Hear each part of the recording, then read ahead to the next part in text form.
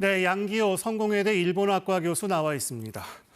먼저 그 일본 총리가 숙소 앞까지 찾아와서 영접을 하는 모습이 상당히 눈길을 끌었습니다. 좀 이례적이었죠? 네, 이례적입니다. 원래는 이제 호텔 측에서 이렇게 영접하기로 돼 있는데 총리 본인께서 나와가지고 차에서 내리시는 이재명 대통령을 영접을 했고 또 과정에서도 여러 가지 이제 그 태극기에 대한 이런 격리 같은 것도 굉장히 애의 있게 아주 환대하는 모습을 보여줬다고 봅니다. 지금 모습이 나오고 있네요. 네.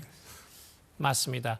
또 하루 전에 미리 다카치 총리가 나라에 도착을 해가지고 전반적으로 여러 가지 대통령을 영접하는 여러 가지 준비를 했다는 점에서는 굉장히 고무적이고 한일 관계가 굉장히 밝다 이렇게 볼 수 있습니다. 뭐 이렇게까지 우리 대통령에게 환대를 한 배경은 어떻게 이해하면 될까요? 저는 이제 양자 간의 기본적으로도 신뢰관계, 지금 벌써 이제 세 번째 만나는 거니까요.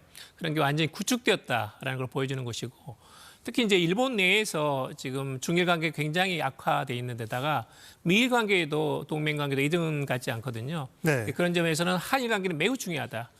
적어도 한일 관계는 굉장히 안정적으로 일본 측도 관리해 나가야 된다는 점에서는 우리 한국과 마찬가지로 일본 정부나 국민이나 이렇게 공감대가 형성돼 있다.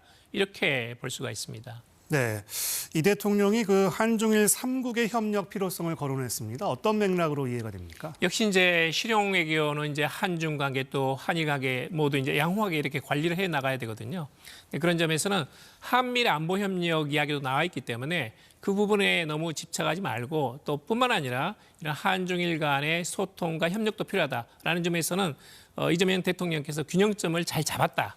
역시 이제 한중일, 한미일 같이 가야 된다는 이런 국익 중심 실용외교 면에서는 제대로 잘 이렇게 화두를 잡으셨다 이렇게 볼 수 있습니다. 네, 양국이 대북 정책 공조의 뜻을 같이 했지만 이 비핵화 표현은 조금 달라 보였습니다. 어떻게 보셨나요? 네, 한반도 비핵화는 우리 대통령께서 말씀하신 것이고 다카치 총리는 이제 북한 비핵화란 말을 했거든요. 네. 그건 약간 이제 보수적인 그런 입장인데 사실 이제 이 발언은 상당히 의미가 있는 게 지금 이제 지난번에 한중 정상회담에서도 한반도 비핵화는 이야기가 나오진 않았고 미국에서도 국가안보 전략에서 한반도 비핵화는 언급이 빠졌거든요. 네. 그런 점에서는 역시 동북아의 어떤 국제 정세 안정을 위해서는 이 한반도 비핵화 또 북한 비핵화에 대해서는 적어도 한국과 일본이 공조해 나가자라는 점에서는 양 정상의 의견이 일치했다. 이런 점에서 굉장히 저는 긍정적으로 보고 있습니다. 네, 이 다카이치 총리는 그 공급망 강화에 관심이 많아 보였습니다. 어떻게 보셨어요? 그렇습니다. 지금 이제 중일 관계가 크게 악화된 데다가 중국 측에서 이제 마지막 카드인 이 히토류 수출 규제까지 지금 나섰거든요. 네. 그런데 지금 일본에서 중국에 대한 의존도가 72% 정도 됩니다. 그런 점에서는 중국으로부터 히토류가 들어오지 않는 경우에는 상당히 일본의 산업이 상당히 마비될 가능성마저 배제할 수 없거든요. 네. 그런 점에서는 역시 이제 글로벌 공급망 미국과의 그런 그 히토류 확보 또는 한국과의 협력 이런 걸 통해 가지고 보다 안정적인 이 공급망 관리적인 측면에서 한일 양국이 공동의 입장이 있고 그런 부분들을 잘 이렇게 파트너십을 구축하면서 이렇게 대응해 나가자는 점에서는 한국도 사실 이 부분에서는 굉장히 환영할 만하다. 왜냐하면 이 중국의 히토류 수출 규제 자체는 일본만 영향을 받는 게 아니라 우리도 마찬가지로 받습니다. 네. 그런 점에서는 고민을 공유하면서 이 문제를 서로 의논해 나가자는 점에서는 굉장히 좋은 어떤 그 발언이 나왔다라고 봅니다. 네, 그 양국이 조세이 탄광 희생자 유해 신원 확인에 협력하기로 했습니다. 이건 좀 설명이 필요할 것 같습니다. 네, 그렇습니다. 이제 조세이 탄광은 1942년에 일어난 사건인데 한국인 그때는 조선인 그리고 일본인이 약 185명이 수몰된 상황이거든요. 그래서 이제 그 유골들을 지금 그 이렇게 수몰된 현장에서 이렇게 건져 올리는 그런 작업을 진행을 하고 있고 그런 점에서는 한일 양국이 인도주의적인 차원에서 이런 그 현안을 풀어나가자는 것이고 저는 굉장히 이 부분에 의미가 있는 것은 이 과거사 문제가 지금까지 이재명 정부 출범 이후에 한일 관계에서 본격적으로 다루지 못했는데 적어도 그 토대는 마련됐다.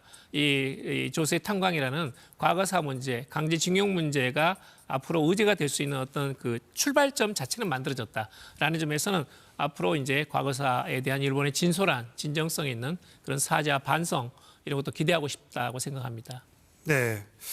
그리고 그 일본산 수산물 수입 문제는 공동 발표문에 없었잖아요. 어떻게 봐야 할까요? 이제 그것은 상당히 이제 민감한 문제고 대통령께서 일본 가시기 전에 이 일본 언론과의 대담에서 이것은 장기적인 과제다.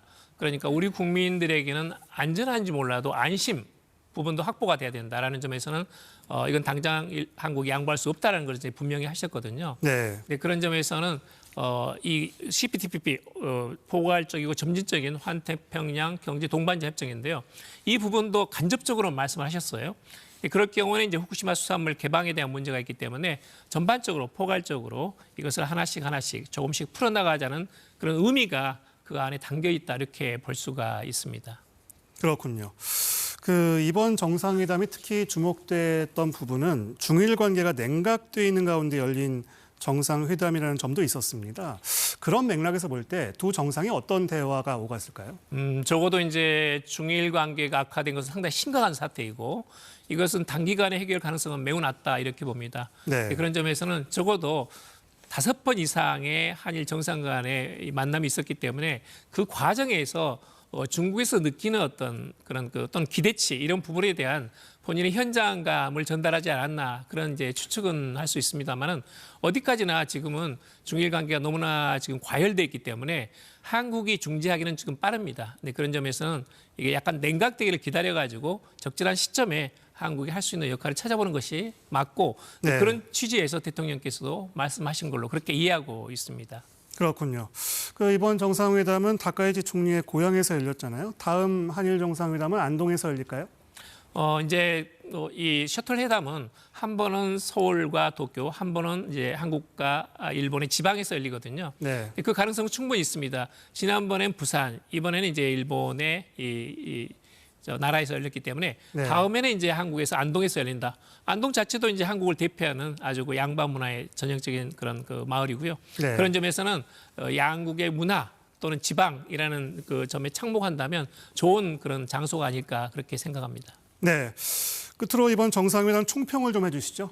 전반적으로는 이제 양국의 어떤 그런 전략적인 이익을 공유하고 동북아의 국제적인 정세 안정 또는 이제 경제 협력, AI, 지적재산권 또는 과거사 문제까지 포괄적으로 잘 다뤄졌습니다. 다만 이제 아쉬운 것은 양국 정상의 발표에 그치고 공통으로 합의해가지고 문서화되면서 이것을 구체적으로 시작하기로 하였다라는 것은 이제 그 문서에 나오지는 않았거든요. 네. 그런 부분은 약간 아쉽습니다만은 적어도 이제 한일 양국이 본격적으로 협력할 수 있는 토대는 마련됐기 때문에 앞으로 이런 것을 모멘텀 삼아가지고 구체적인 네. 성과를 낼 수 있는 우리 국민이 체감할 수 있는 그런 성과가 나오기를 기대합니다.